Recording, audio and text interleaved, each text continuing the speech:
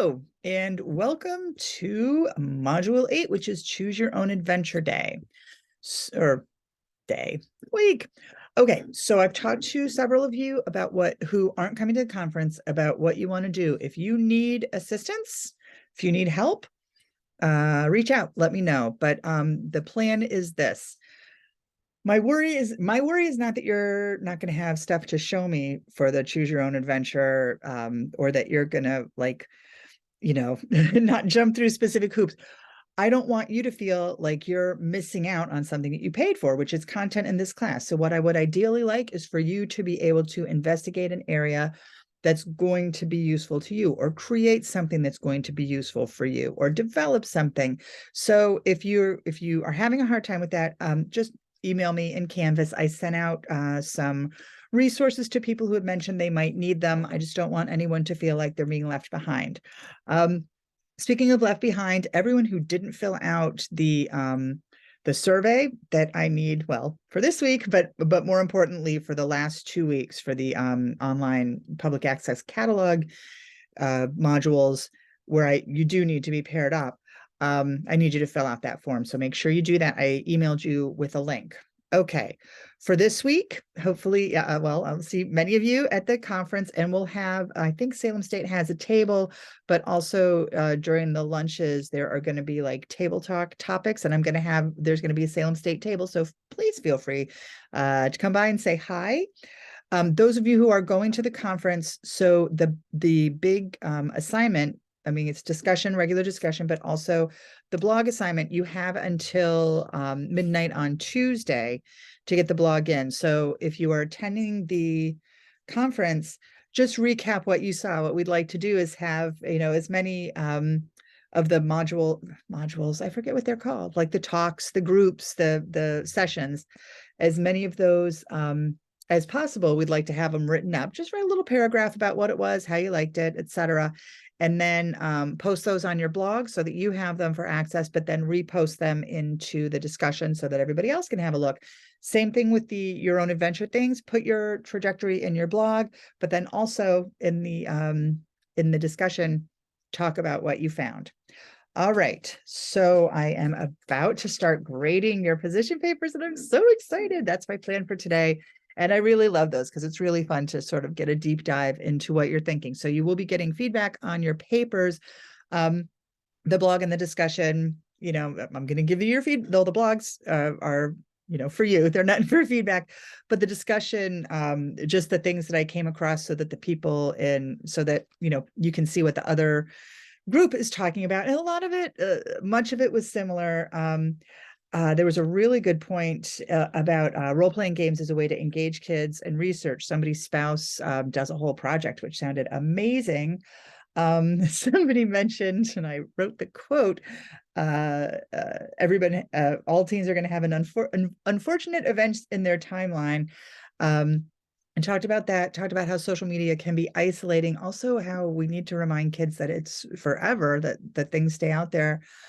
There was some pretty fancy quotes. Socrates and Byron were both quoted in an excellent post about how kids have always, adults have always thought that teenagers were wacky. I've been reading these books from the 1950s and 60s. Summer madness. These teens are going steady. Like, oh my gosh. And it's, since the dawn of time, teenagers have been crazy. Someone had a really good quote. They said that, people were discussing, what's causing this seeming lack of connection, what's causing these spikes in depression and anxiety, the lack of reading. And somebody said, through the internet, people are spending too much effort trying to get the most out of every moment, which, I see there's studies that show that sometimes you should just stare out the window and think. Somebody made an excellent point about video game equity and how providing gaming in schools is a way so that kids from socioeconomic groups that don't have access to these games at home can still have access at school. I thought that was a really good point.